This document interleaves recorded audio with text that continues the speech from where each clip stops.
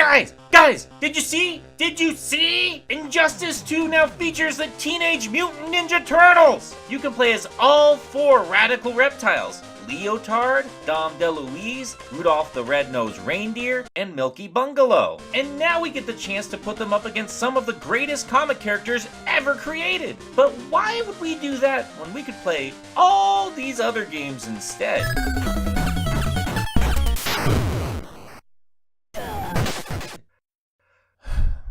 Why did I ever start this show?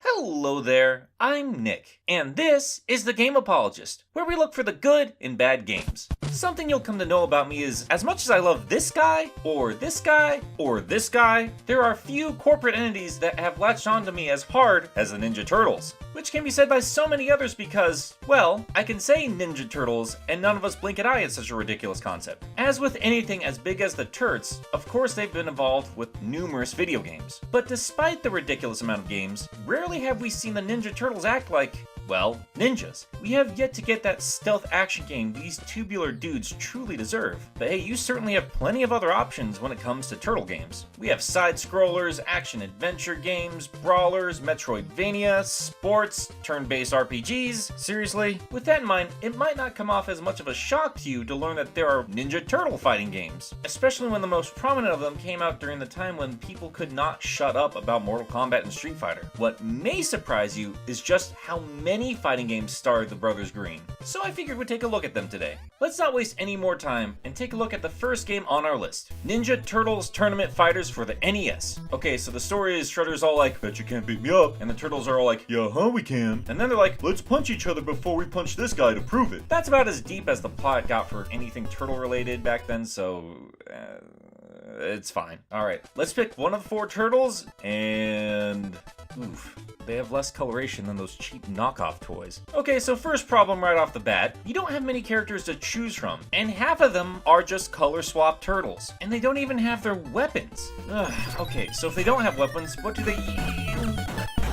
What is he doing? Get off me, man! He just came at me like a rabid Kermit. So what's the deal here? Raphael loses his sai and he just reverts to attacking like an actual turtle? Well, I can't talk too much smack because apparently it's really effective. Okay, well, I can't beat this guy, so I might as well play him instead. And yeah, you go all Pac-Man and that seems to work fine for a while, but that's all I could do to make any kind of progress. This game is insanely difficult. Like, throw your controller across the room difficult. But then again, I've never really enjoyed traditional fighting games, so maybe it's just me that feels like this is ridiculously unfair. But who did these developers make this game for? This is a children's property, isn't it? Maybe it gets easier the more you play it, but first impressions aren't great. And full disclosure here, guys, I will get into the positives as I always do, but we're not doing a deep dive with anything you see today. This is more of a showcase than actual reviews. I didn't grow up playing these games, and I have not given them the time you need to really master the mechanics. And like I said, I've never been a fan of traditional fighters. I love the Turtles, but even they couldn't get me into the Street Fighter craze. So if you are a fighting fan,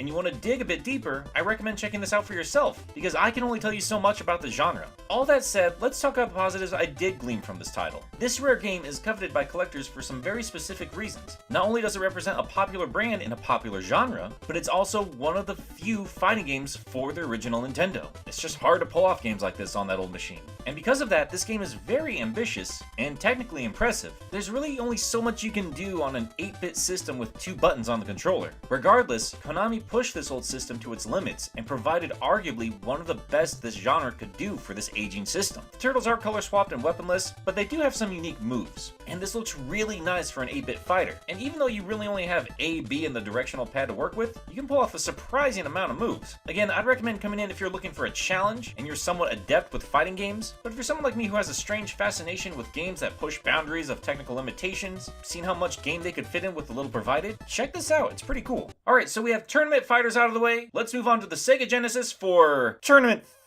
what? Okay, well, same name but different game. It's another turtle fighter, but this time it takes place in space! We start our game off with the turtles watching themselves, only to be interrupted by Krang, who's kidnapped, well, the only 2 people who ever get kidnapped in this show. Let's go get them back. You can pick your planet, and oh hey, I've never seen this character before, I wonder what...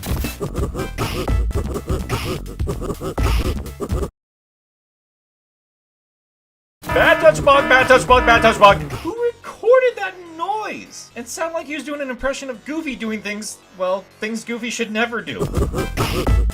No wonder this turtle fondler's never been anywhere outside of the game. You keep those multiple hands to yourself, mister. I'm serious, get out of here before I get killed over and over again. I can't land a hit on this guy. This is ridiculous. Let's just go try a different play. Oh, what is that? Did I say this game takes place in space? I'm sorry, I meant to say it takes place at the Mountains of Madness. Well, I don't have to look at Cthulhu too long because I'm dead again. Let's just try something else. Oh my god, what kind of darkness were the developers going through when they made this game? For real, this whole thing is so unsettling. I mean, look at that dinosaur. There's no animation, it just sits there looking at you this whole time with dead eyes. And the sprites look weird. All the turtles have balloon heads, and all the non-turtles have tiny heads. And this game is somehow harder than the NES version. Seriously, even when trying to tip all the odds in my favor, I could only make any headway with this cheap bomb attack. Cause you know, that fits in with Casey's arsenal. Hockey sticks, bats, time bombs. Even then I still get trounced.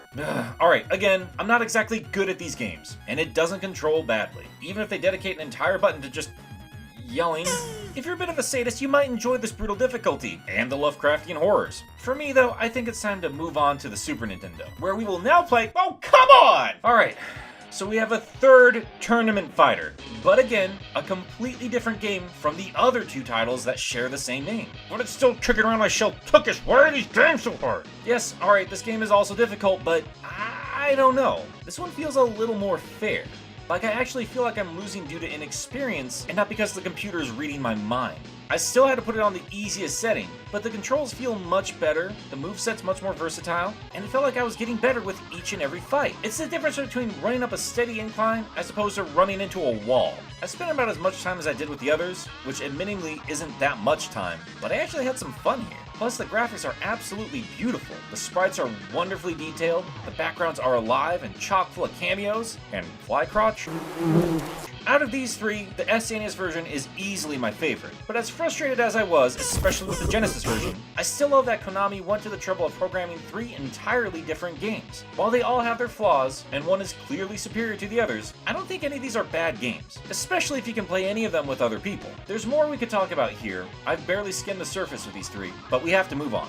The next time we would see a turtle fighter would be on the PS2 and Xbox with Mutant Melee, based on the 2003 show. Now, calling this a fighting game is a bit of a stretch, as it's basically a stripped-down version of the 3D brawling games based on the same cartoon. It uses the same engine, same assets, and it's pretty obvious that this was made pretty quick to make some more money off the brand. So what you're left with is, essentially, an arena fighter, something similar to the likes of Power Stone. You get a basic story mode if you're so inclined, and some other basic game modes, but all you're really doing is picking a stage, running around, and beating up everybody else. This feels lazy, like really lazy, but not exactly a bad game. It does what it needs to do just fine. The most fun you will have is with other people. Obviously, that's going to be true with any of these games we talk about. Fighting games are designed to be played against others, and this is just another party game. If you don't play 1,000 games a year, you're probably gonna have fun with it. I have friends who played this with their brothers and had a great old time with this thing. Granted, if you spent about 40 or 50 bucks when this thing first came out, yeah, you're probably gonna feel a little ripped off. But if you find it for about 10 bucks like I did, it's a fine addition to whatever collection you have going.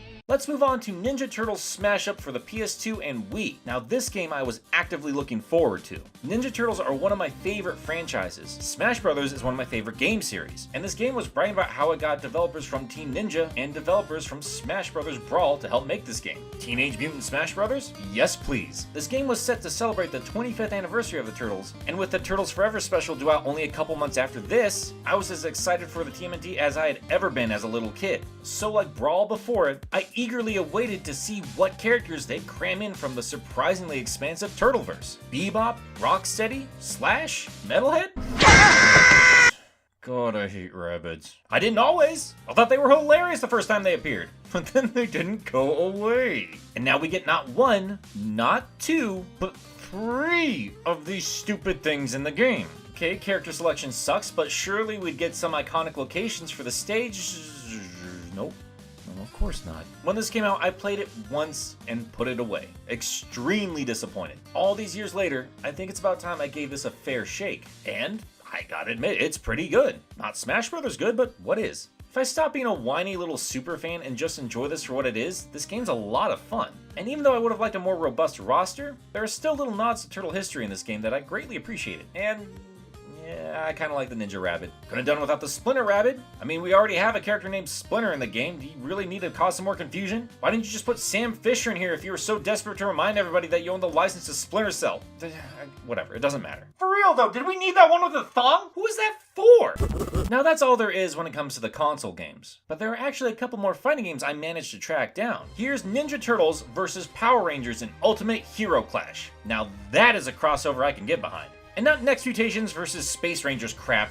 This is a brilliant idea. So why haven't I heard about it before now? Well, that's probably because this is just a browser-based Flash game. And depending on how well you know your Rangers, you may only recognize a couple of these spandex Sentais. I mean, there's only one from the Mighty Morphin series. Granted, it's the only one that matters, so I'm fine. Gameplay is bare bones, and you're going to see just about everything there is to see in about 15 minutes. But the characters are actually nicely animated, and I enjoy a lot of these backgrounds, especially this Megazord hanger. If you're a fan of these franchises, or you have a kid you need to distract for a few minutes, you could do a lot worse than this free browser game. Like, say, with its sequel, Ultimate Hero Clash 2. This time replacing the 2D drawn characters with poorly animated CG ones, and with the most current Ranger team at the time of its release. So, nobody I care about. The gameplay is about as deep as the last one, but now everything's uglier. Seriously, look at those hit animations. Cowabunga indeed. And that, my friends, is all the Ninja Turtle fighting games I could find. If I remember correctly, there are some dual-style multiplayer options available on some of these other Turtle titles, but since they weren't the main focus of said game, I really didn't feel like tracking those down. But hey, if you want to see more Turts, let me know. I'd love a good excuse to keep digging into one of my favorite franchises. In the meantime, that's it for this episode of Game Apologist. I've been Nick, and I'm sorry for wasting your time.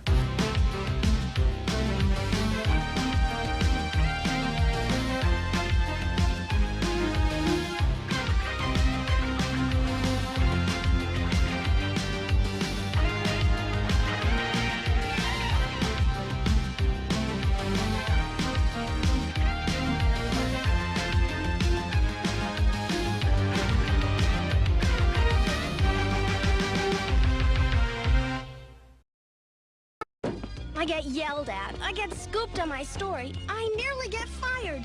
All on account of those turtles. We don't give a